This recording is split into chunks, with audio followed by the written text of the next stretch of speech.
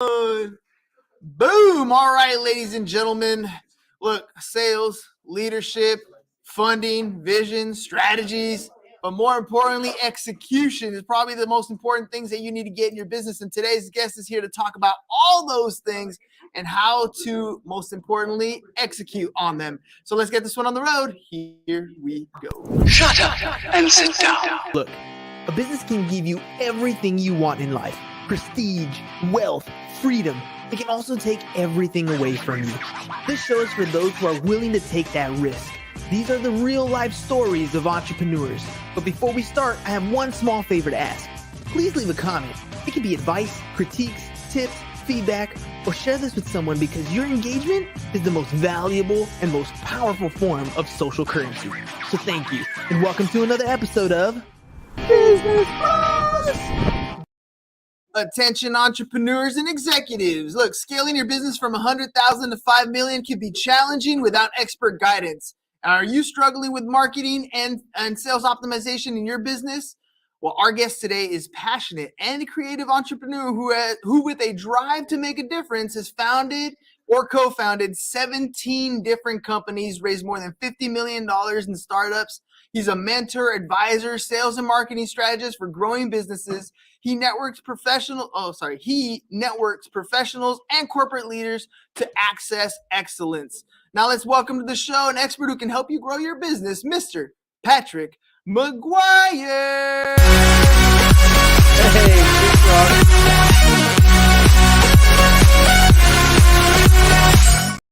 All right, Patrick, welcome to the program, my friend.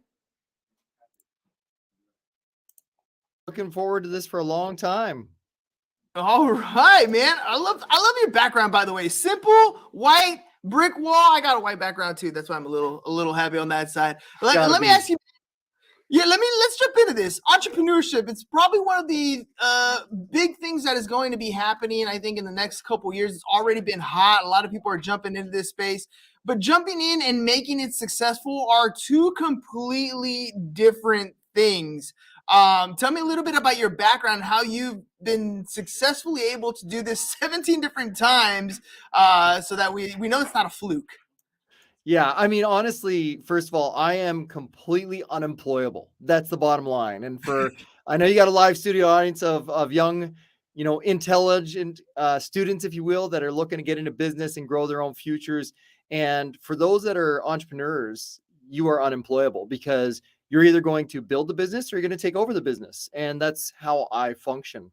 I've been doing this since before university. I was doing this in high school and college. I was doing this when I went into the military. I actually started doing our own t-shirts for our qualifying courses. We do these things called QLs. Yes, I was in the Canadian Royal Military Corps up here in Canada. Tankers, black berets, that type of stuff. And we did our shirts. We designed them and we sold them. But I've never, ever really been an employee except for when I built a business, sold it, and then became part of that leadership team. I stayed on with them for a while, and that company was very interesting, very exciting. And I've had a whole lot of failures. But since then, the reason why I've been able to help, like you said, 17 plus companies is because about 7 of those are my own. And I've built and sold and exited those. But the other ones, I've been part of the Futurepreneur Mentors Group. So Futurepreneur is a young entrepreneur mentoring program. And also I'm a board member and advisor for Altitude Accelerator, which we have 500 startups in our portfolio. So we get to see and work with those that raise their hands and say, hey, we know we can do something amazing. Take a look at this, help us out.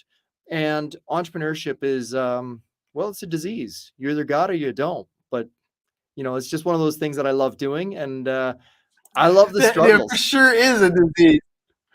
Yeah. So that's where it comes from. And that's why I do it. It totally is a disease, man. It's like, we got a little bit of lag here. It must be our internet connection. No worries. Look, I agree with you. Entrepreneurship is one of those things where once you get bit by that bug, once it happens and you've either done it, failed at it, tested the waters, whatever it is, you can't stop thinking about it. It's something that keeps coming up over and over and over again. In my experience, one of the things that I think stops a lot of people from taking on their business to that next level has to do with their marketing and sales skills. A lot of people who get into business are very good at the technical aspect of what it is that they do, but they struggle with the marketing and sales side because that is less natural to go and ask for business. Can you talk a little bit about what you do to help your businesses grow when it comes to the marketing and sales side to help increase that revenue? Because I think at the end of the day, if you have revenue coming in, it's much easier to handle some of the other problems than if you don't. Yeah, absolutely. And marketing and sales go hand in hand. In fact, the way that I do things is different. So I walk in and I help companies as a fractional COO. I take over their operations, I take over the knowledge, I listen to the CEO very, very closely. I make very strategic documents based on what their vision and goal is because the CEO or the founder often has a vision, doesn't know how to execute it. They can maybe bring in some teams. They don't know how to manage those teams. So here's how I think marketing and sales are the same. They're one department. They're not two siloed departments that operate as independents. If your right hand doesn't know what your left hand is doing, you're screwed. We got to work as one unit. And so I take that marketing and sales and I bring them together. I manage and oversee them. But what's different and very unique is I grab the development department from over here and I bring them in to work with the marketing and work with the sales. Why? Because sales knows what the people are asking for on the streets. They're saying, here's all the features and functions of whatever it is you got that I need, the widgets you're selling. I need this. Then you say to the dev team, hey, look, let's look at your roadmap. And the roadmap might say 2025 for that widget or feature. And you're going, no. If the audience is demanding it today, we're bringing it forward on the roadmap, push out some of that other stuff. Then we flip back to marketing, tell them to put the package together, make it pretty because it's coming out in the next 3 or 6, whatever months the dev team says. And then we just say to the sales team, you can start to market that in your conversations. Don't commit to a delivery date. We'll let you know when that happens. Marketing will push it out. Development will deliver it. And that's why I think that marketing, sales, and development are actually under the same umbrella and report to the COO. Okay, let me break this down a little bit because I think a lot of people, they're familiar with CEO, but not necessarily the operations aspect of it, right? And so I kind of want to make sure that people understand, well, first of all, what is a fractional version of a COO? What is a COO? And why is it you're so focused on those SOPs, on those standard operating procedures to get things in a position where people can look at those things like marketing and sales and call them a division because they actually have a path to move forward together? Yeah. So it's a great question. First of all, CEOs and founders are the visionaries. They've got a dream. They've got a passion. They got a product, they think, maybe. And the COO walks in and says, I'm going to manage all the operations, all the moving pieces, the people, the teams, the technology, the marketing and the sales, the design, the layout, to make sure that we deliver on the CEO or the founder's vision. And a COO, Chief Operating Officer, that's exactly what the name is, and that's what it is. You take over operations and you manage it. So that way you can lead and guide teams in appropriate manners. Like, hey, look, you're on the sales side. Here's the messaging that we're putting together. Can you deliver on this? What do we need to do to make it better? And your director of sales or whoever that might be, VP sales, will report back to COO, say, yes, we can execute on that, but here's how we can make it better. Then in the same thing, it happens in marketing. Here's the vision and the message that we need to get out. Development says they can deliver on it, but it's going to be a while. Let's put that package together. So you lead each one of those independent groups, the marketing, the sales, and development. You lead them. You empower, as I like to say, you probably picked that up. I like that word.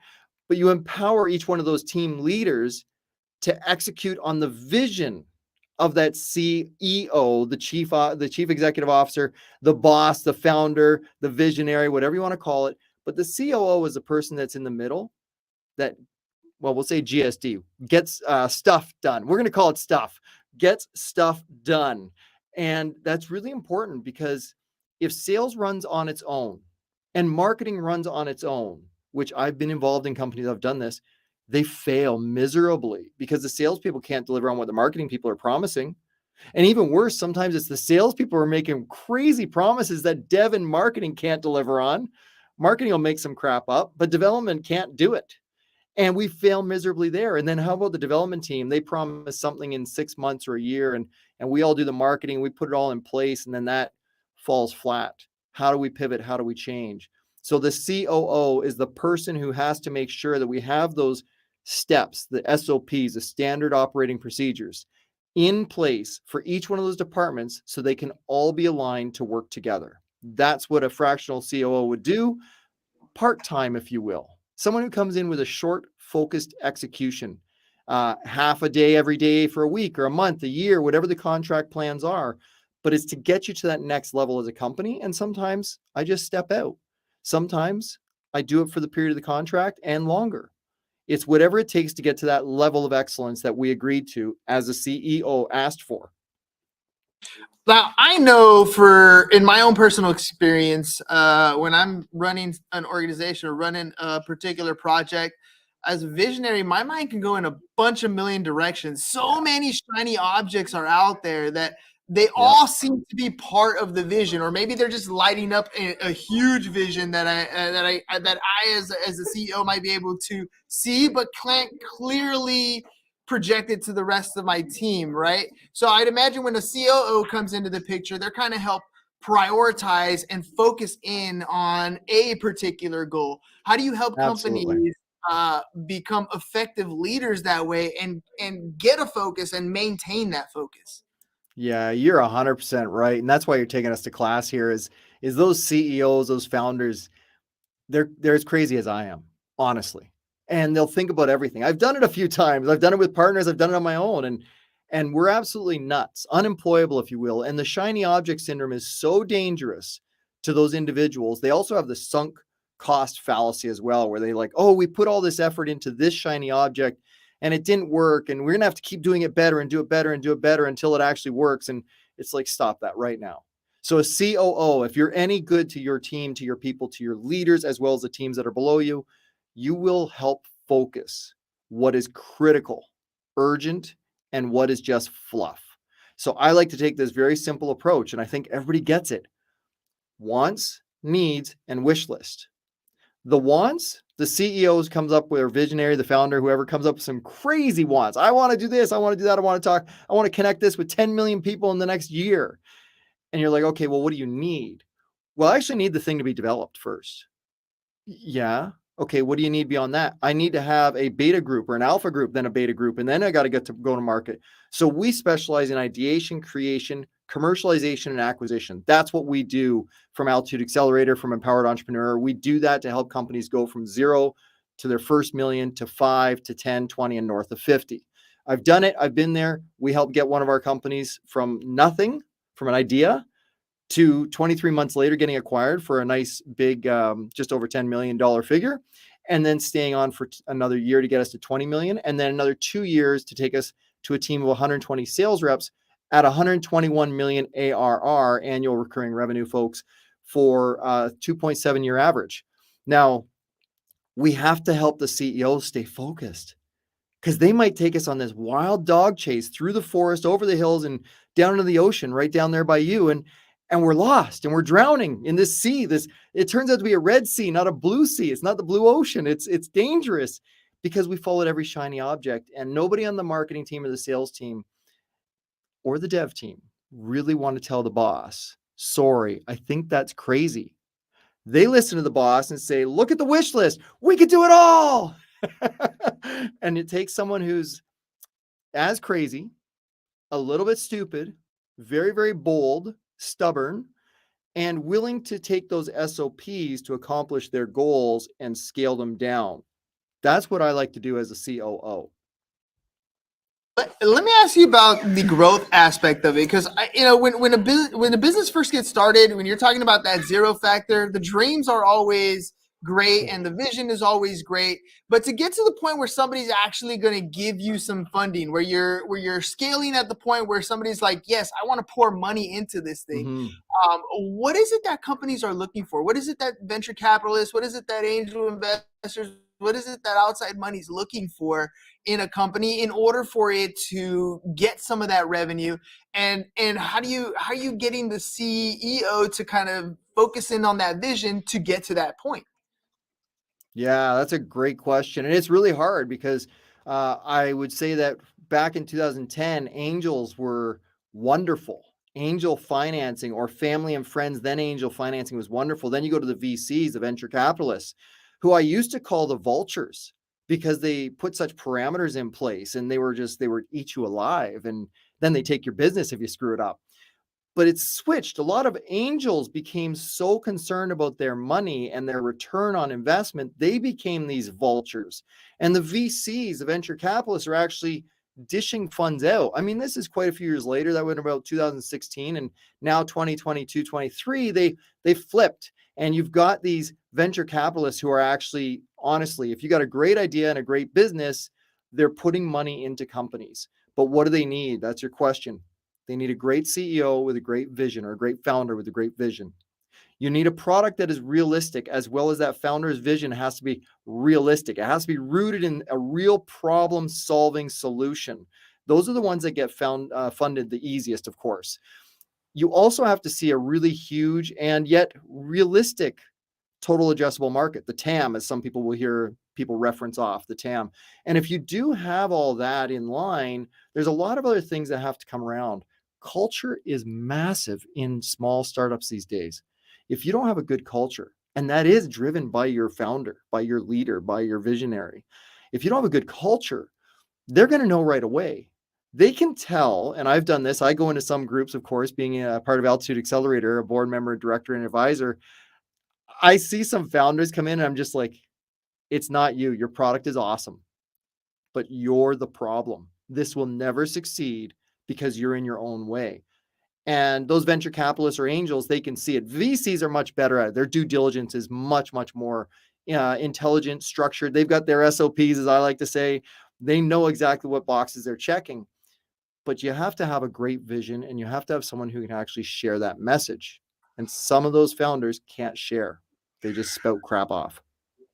It's tough, man. It's tough. Look, we got Paul here on YouTube saying, I've been trying to scale my rug cleaning business for years, and I've had problems hiring and organizing a good marketing plan. I've been in business for 20 years. I need help badly, and I've been taking classes from Brandon Vaughn, who's excellent, but I feel overwhelmed. He says, my business makes over 100K, but has so much potential if I was organized. What advice would you give them? What types of, like, somebody's coming to you, literally this is a regular problem that I see over and over with entrepreneurs. I get to a certain point where I feel like I plateau and I can't break that ceiling. I'm doing good, but I'm ripping my hair out, I'm running out of hours in the day, I'm doing all those things. What can I do to go to that next level? Yeah, we have a lot of entrepreneurs say that, right? I mean, you and I both see these people coming in and saying we need help. And you know what? First of all, to Paul, 100K, congratulations. Good job. Like, you're not building some piece of garbage. That's fantastic. Rug cleaning is an industry that I can't say that I have any superstar experience in. I'm not 100K or $1,000,000 to $1 million person in that industry. But I'll say this, Paul, you worked hard. You made it there. What did you do that made you successful in the first place? And before you think about it too much, it may not work to take you to the next level. What are your goals? Have you set, and just going back to the 4DX, if you look it up, you'll figure it out. Do you have a wildly inspirational goal, Paul? Or anyone, wildly inspirational goal? You got to have wildly inspirational goal number 1 and goal number 2. You got to create 3 things that will help you get that wildly inspirational goal, and then create 3 tasks for each of those and hammer them out. It's very simple. It's 4DX. You can find it online. I'm not telling you anything secret. I can help you execute them, and I can help you show you how to structure it. But Paul, how big do you want your company to go? Where are you located? What's your total addressable market? How big can the rug cleaning business get in your area? And have you knocked on every single door in your area? Because that's something that's rare. People still knock on doors, but very rarely. And if you haven't done it physically, do it digitally. Have you done that yet? And I mean, the business bros, they know this one. You got to tap out on the social media. You got to connect. You got to put yourself out there. You got to make people aware, and you've got to invite them in. So get them on a list. Give them a reason to do business with you, Paul. Share how awesome you are and how you've built this incredible business and how you will change their lives by solving their problems. Don't tell them what you're going to sell them. Tell them the experience that they're going to have when their rugs are pristine clean. Their customers walk into the front door and they go, oh my goodness, this is the business I want to do business with. When they see the solution, they're going to want to work with you, Paul. And that might be just one angle to take. Tell them how great your customers are. Tell them how awesome You are by telling your customers success stories, whether they're businesses or homes. I didn't get that off your message that you gave to the team here at the Business Bros, but that's part of what I would do. Tap in every audience, customers say it best, and just hammer it. But you can't do it, Paul, if you don't have a vision and a goal. Set your wig. I love that. I love the wigs, by the way. They keep you focused and in line for sure.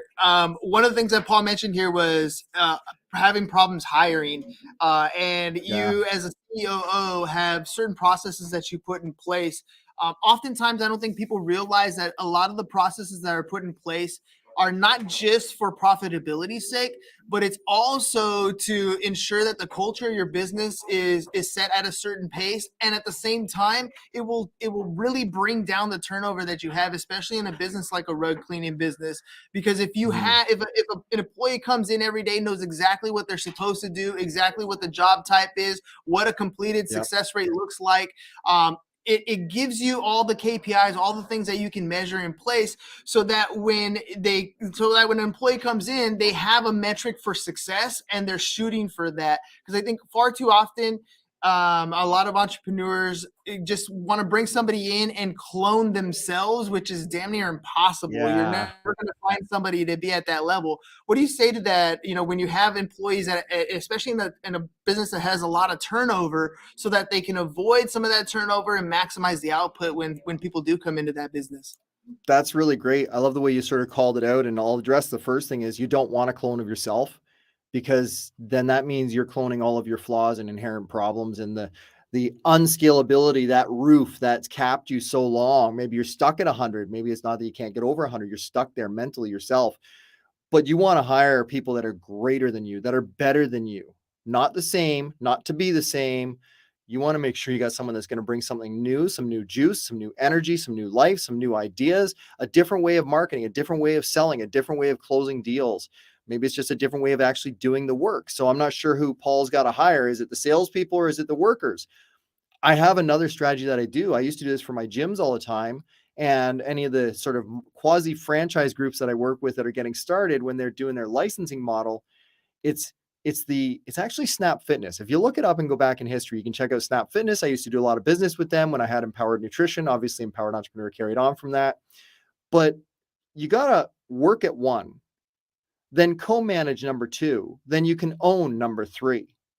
So you're training yourself, and then you're training your mentors or mentees to then take over and partner with you on the next location, the fourth, which is their first, and then repeat and repeat and repeat. So that's a Snap Fitness model that came out of a lot of companies. Of course, it wasn't just them, but that's who I personally was involved with. It's the 1, 2, 3 free, right? The fourth one is basically free. You're just making money because you're helping someone. I do that now in all of our free groups. So I do peer groups. I put entrepreneurs, executives, and members together that are founders. We have monthly conversations. We have emails. We actually communicate together, and I provide a couple of them for free. Actually, it's one that I'm going to tell you about, of course, but I don't often do this. But we get them involved in a like-minded group, and we help coach each other. Then when it comes time to hiring, you say, hey, what's my biggest problem with hiring? Well, who are you going to hire? Is it the worker? Is it the manager? Is it the guy that's going to take over, or the girl that's going to take over? And I would say that Paul's vision here is to grow the business beyond himself, not clone himself, but clone the business unit and have someone who's better take over. Yeah, and let me share with you, because Paul dropped some stuff here up on the screen. I think this is perfect. Paul's awesome. We have an episode with a nice coaching opportunity here. Paul says, I'm having regrets getting into the business completely because I haven't seen my reward yet. Maybe I'm a bad entrepreneur. He says, I do it all: marketing, estimates, rug cleaning. My market is huge in New Jersey. I go to cleaning the entire building and then go back and pull up rugs and then go back and clean them. And I've had one helper at a time. This is a solopreneur, right? Somebody who's out there wearing all the individual hats. And I think it really plays into what you're describing here, which is, who are you training? Who are you bringing on?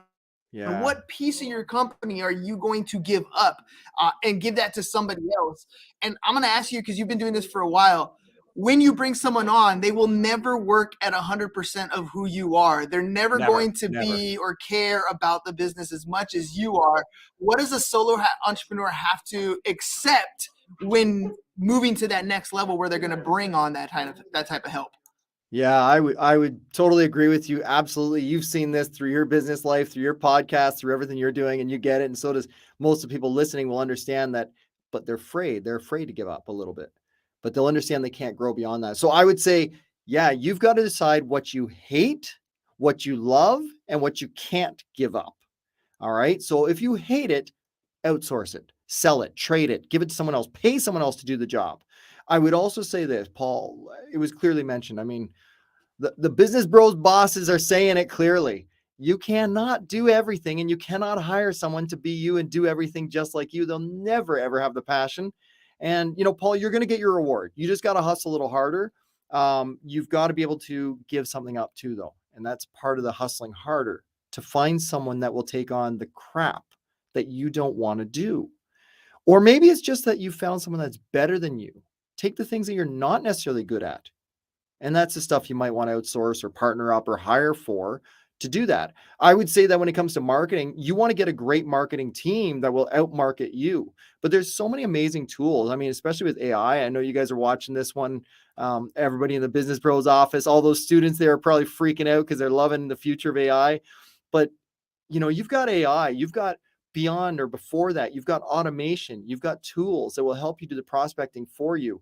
I'm going to drop one here. I love it. I use it. It's Dripify. I use Dripify on LinkedIn to do prospecting. I can set up a handful of messages that I want to go out when I want them to go out. It finds me the people that are in my ideal description, if you will, the avatar, my personas that I create for certain individuals, and it connects with them. And then, and there's a whole bunch of other features I won't get into, but it creates a couple of messages back and forth, creates some rapport before it says, hey, what about this? Would you look at this? Are you interested in this? And I would say, Paul, find those things to find the owners of those buildings. Build that persona. Yes, I'm talking to Paul directly on this one, not just generally, but find the owners of those buildings, the management groups, connect with them and a whole bunch of people on their teams, and introduce your services in a gentle way. Give, ask, or give, get. The 3-to-1 ratio that I like to teach is 3-to-1, 3 gives and a get.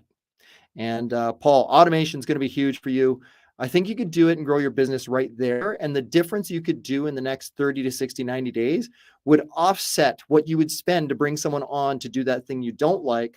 And maybe it's spending on more marketing. Maybe it's digital marketing. Maybe it's, working with the Business Bros or myself or somebody else, and being able to get to that next level. But automate as much as you can first, Paul. Optimize, then automate. That's something you'll see on my website all the time, is optimize, then automate. And then if you can't do it, you outsource it and hire someone else to do it for you. Oh yeah, absolutely. All right, Patrick, I'm gonna make sure we get some information out about you, and I'm gonna use Paul here as your student here.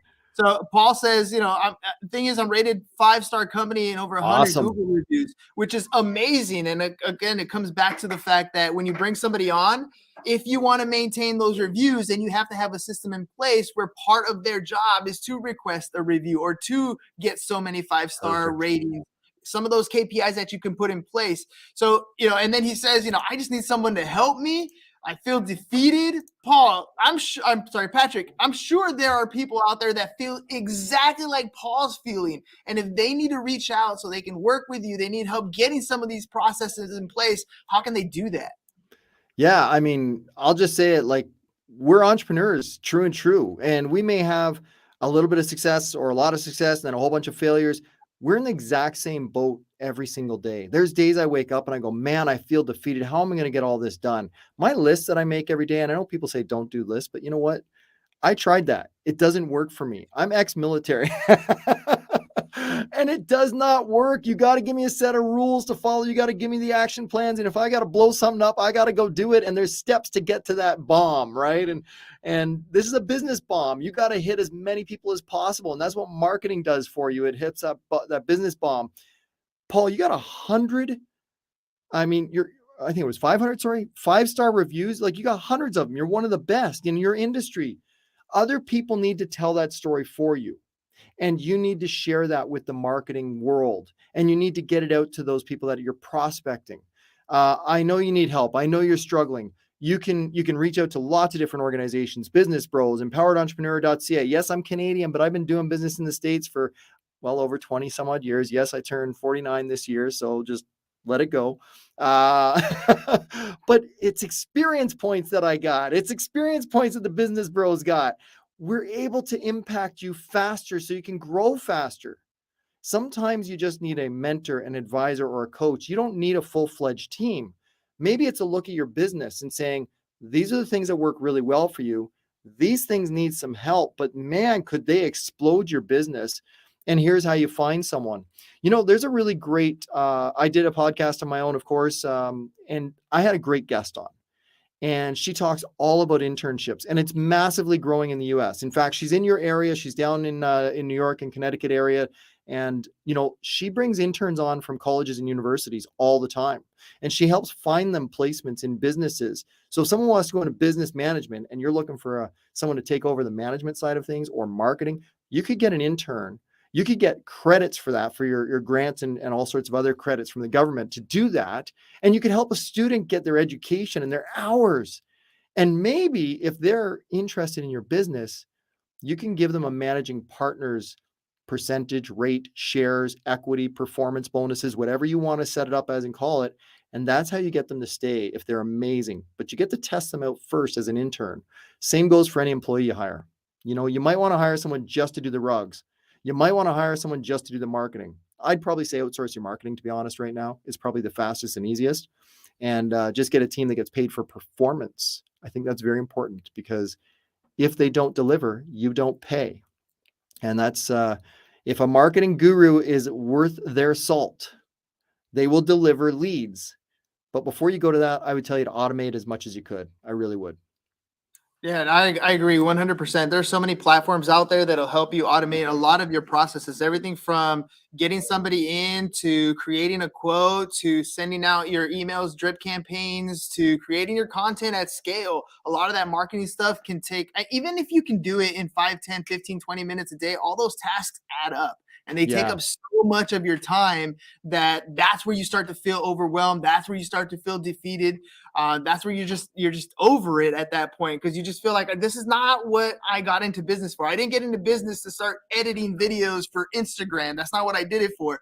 But if you can outsource those things, like Patrick is saying, you can automate some of that process. It's like you're getting all this time back to do those things that you want to do. And if you really take advantage of what Patrick is saying here, where you can find interns or you can find people to come in and partner with you, that's really where the scalability in your business comes from. It comes from not you doing everything by yourself anymore, but working with somebody towards that direct vision. What Patrick was talking at the very beginning, where you have that CEO, that's you, Paul. You're the CEO. You have a vision where your business wants to go. And now you need teams of people who have those skills in the areas where you're lacking, and you need to guide them in that direction. Make sure you guys check out Patrick's website, empoweredentrepreneur.ca. Drop by there, have a conversation. It's people like Patrick who are out there helping you, giving you the experience that they have already had, and trying to point you in a direction where you're going to be successful. So, ladies and gentlemen, one more time, it's empoweredentrepreneur.ca. Make sure that website's scroll on the bottom. And if you want to reach Patrick, his email address is patrick@empoweredentrepreneur.ca, or follow him on social at empoweredentrepreneur.ca. Pat, right before we head out, because we're running low on time, any last minute thoughts? I would say a couple things. Very first, I would say if you do reach out to me, make sure you say Business Bros. Book a free discovery call with me. I'll give it to you, no problem. Business Bros. I'll invite you into a group perhaps. And if you say Business Bros, I don't know if you got that, Business Bros, you're going to be able to get into the group for free. I'll put you in a unique free special group. So I've never done it like this before. That's something I decided on today. So that's the one thing I'll do. The second thing is I got lots of free resources on the website. I got a webinar, discover how I optimize and automate lead generation to 4 companies, to grow 4 companies in 23 months from idea to acquisition. And truthfully, they were all over the 9-figure business. So pretty exciting that way. But I would just say optimize and automate. But before you do that, know your passion. What do you actually want to accomplish? Find out what's working for you. Make sure you optimize that. Then automate it as much as you can. If you want a free list of tools, get on a discovery call with me, and I'll just actually give you the document. I'll download it. I'll give you the link to it. not hidden behind any email signups or anything like that. I'll just give it to you once we have a conversation. Totally free.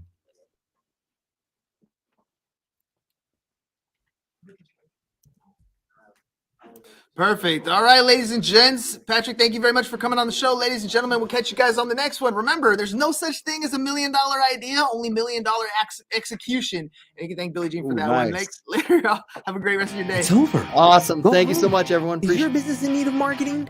Try starting a podcast. But not just any podcast. Podcast like a pro.